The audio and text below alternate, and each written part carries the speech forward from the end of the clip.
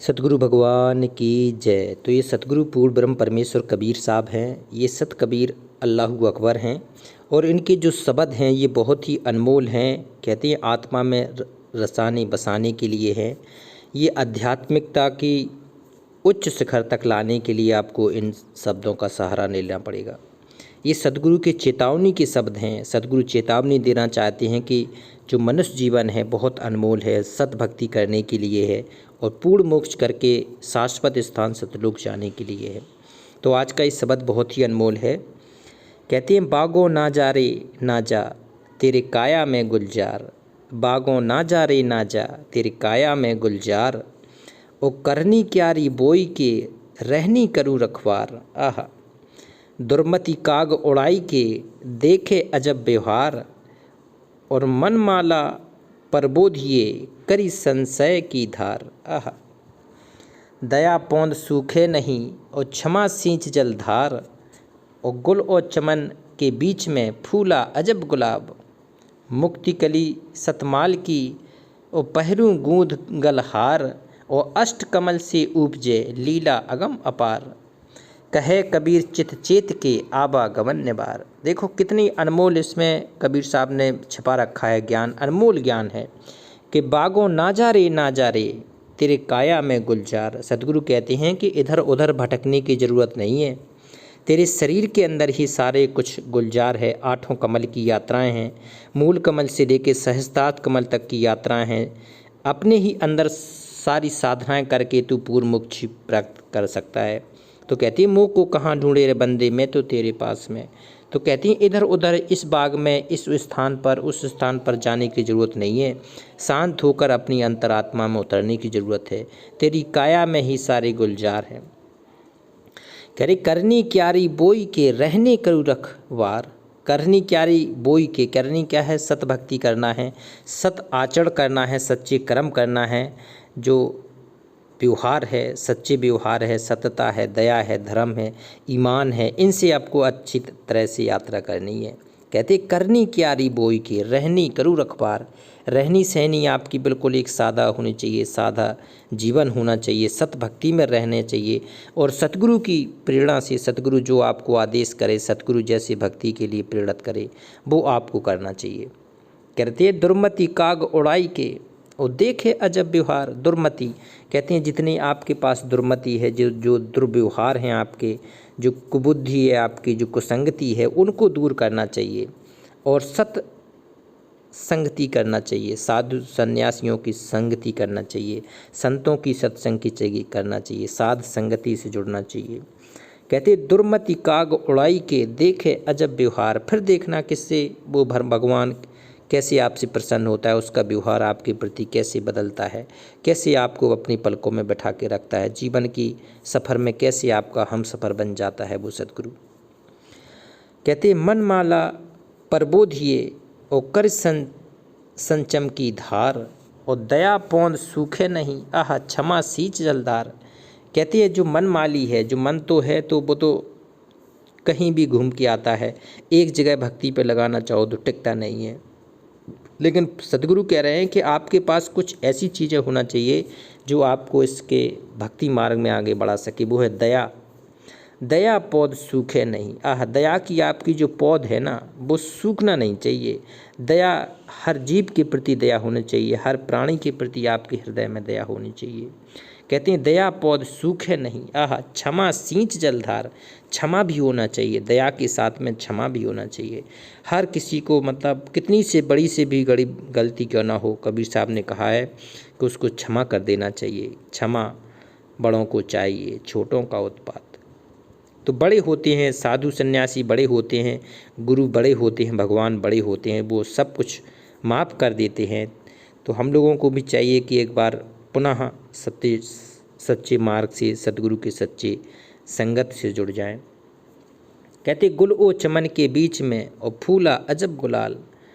गुल और चमन के बीच में ये सतगुरु का जो ज्ञान होता है वो एक गुलाब के फूल की तरह होता है। कहते गुलाब चारों तरफ से महकता है, उसकी खुशबू तो होती है, साथ में वो जैसे ऊपर जल के ऊपर कीचड़ में खिला रहता है, कहीं भी अगर उसको डाल दो तो वहाँ भी खिल जाता है। मुक्ति कली सतमाल की और पहरूं गूंद गलहार, मुक्ति सतमाल की। जो मुक्ति है ना उसमें सतनाम, सतनाम की बड़ी यथार्थता है। 2 अक्षर का भेद सतगुरु ही बताता है। कहती श्वास उश्वास में नाम लो, वृथा श्वास मत खो, और ना जाने इस श्वास का फिर आबन हो कि ना हो। तो मुक्ति कली सतमाल की और पहरूं गूंद गलहार, इसको हार में गूंदना पड़ेगा आपको। जैसे बार बार हार गूंदते हैं ना, तो एक से फूल से दूसरे में गुत्थी उसकी उलझती जाती है, उसको जोड़ते जाते हैं। इसी प्रकार से ये भक्ति है सतनाम की। श्वास उश्वास, एक श्वास के बाद ली तो दूसरी श्वास में भी वही आपका सुमरन रहेगा, वही आपका मनन रहेगा, वही आपका सतगुरु की याद रहेगी। कहती अष्टकमल से उपजे, आह अष्टकमल देखो आ गया। तो अगर सच्चा सतगुरु होगा आपके, तो आपके अंदर जो 8 कमल हैं, 8 कमल की पूरी यात्रा बता दे। 8 कमल ये होते कौन कौन से, इसके बारे में जानकारी बता दे। सबसे पहले होता है मूल कमल। कबीर साहब ने बताया कि सबसे पहले मूल कमल होता है। फिर स्वाद कमल होता है, स्वादिष्ठान बोलते हैं इसको, कुछ सन्यासियों ने इसे स्वादिष्ठान बोला है। फिर आता है नाभि कमल, फिर आता है हृदय कमल, कंठ कमल, सहस्त्रार्थ कमल, त्रिकुटी कमल है। तो ऐसी जी 8 कमल की यात्रा करा दे, वो सच्चा संत माना जाता है, वो सच्चा सतगुरु माना जाता है। तो ये पूर्ण ब्रह्म परमेश्वर कबीर साहब के पास ये पूरी साधना है, पूरी सच्ची बुद्धि है।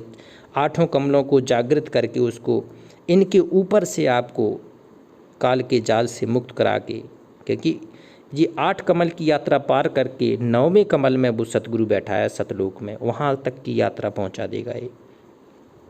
तो कहती है अष्ट कमल से उपजे और लीला अगम अपार। वो ये लीला बहुत ही अगम होता है, ऊंचे की यात्रा है, ये बहुत ही बड़ी बात है।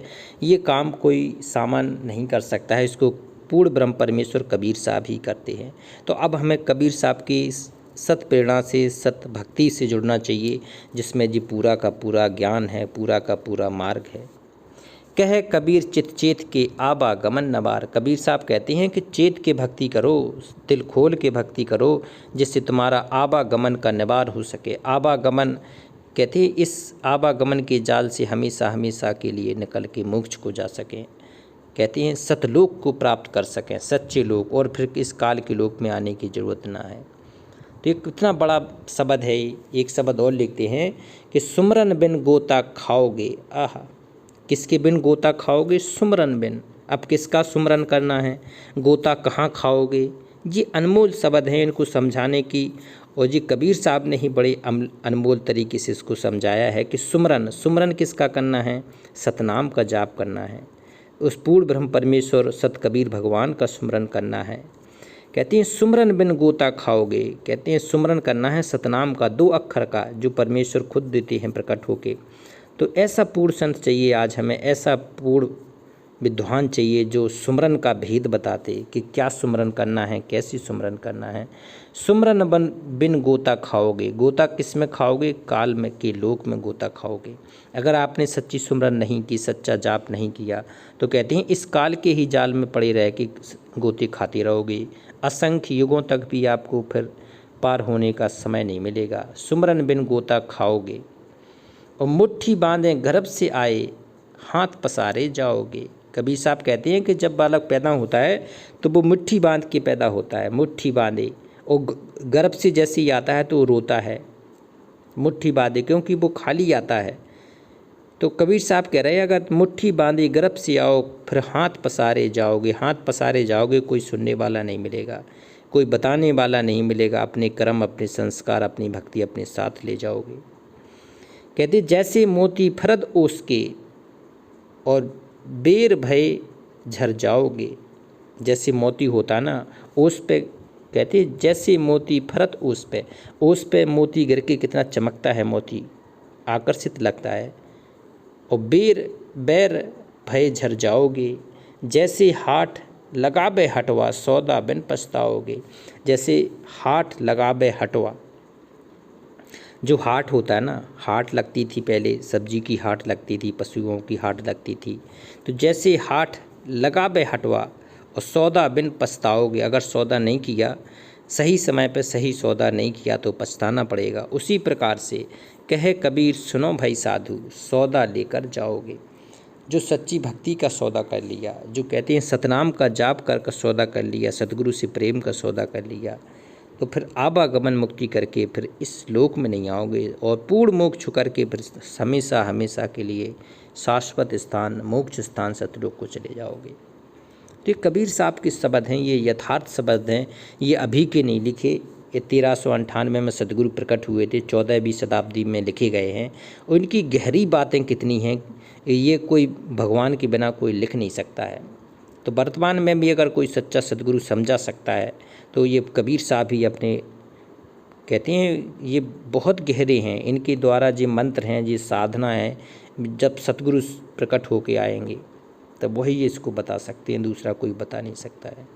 ये सार शब्द का कोई भेद लिखा नहीं सकता है, 2 अक्षर का कोई भेद बता नहीं सकता है। तो ये पूर्ण ब्रह्म परमेश्वर कबीर साहब की सच्ची साधना करना है, सुमरण करना है, मनन करना है परमात्मा, ये कबीर साहब को ही सतगुरु मानना है, सच्चा सतगुरु मान के चलना है, तभी पूर्ण मोक्ष होगा। तो एक बार जयकारा लगाते हैं, पूर्ण ब्रह्म परमेश्वर सतगुरु कबीर साहेब की जय।